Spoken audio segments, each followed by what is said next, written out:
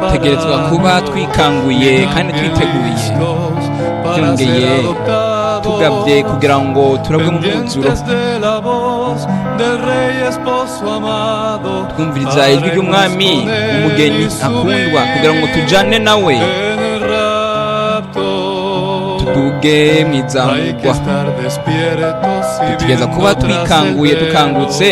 turiko turabona inyuma y'igihuzu uyu munsi turiko turihweza tubona ubukozi bushasha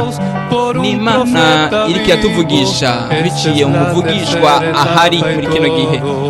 uko n'ukwegwa kwa gatatu byongeye byose biciye bugufi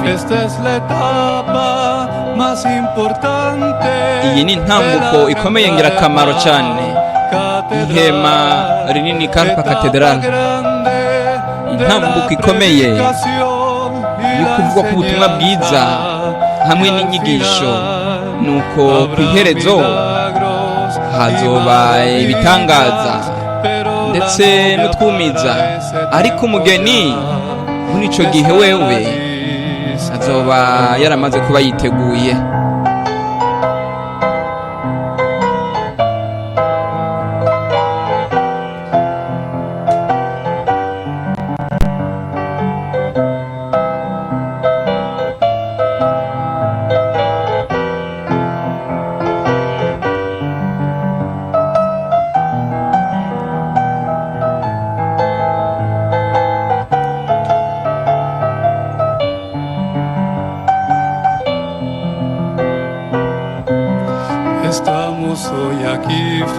uyu munsi turaha imbere y'imyera ibiri mu bwiza bwa Shekina ahera ahera cyane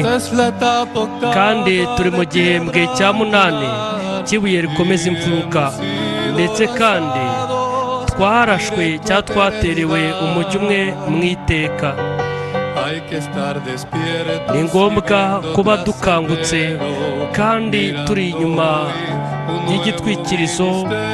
turimo tubona ubukozi bushya ni Imana iri kutuvugisha binyure mu muhanuzi muzima kandi uku niko gukura kwa gatatu koroheje cyane iki ni cyo gihembwe cy'ingenzi cyane cy'ihema rinini Karpa Cathedral ni igihembwe gikomeye cyo kubwirizwa k'ubutumwa ndetse n'inyigisho hazabaho ibitangaza n'ibimenyetso ariko umugeni muri icyo gihe azaba yiteguye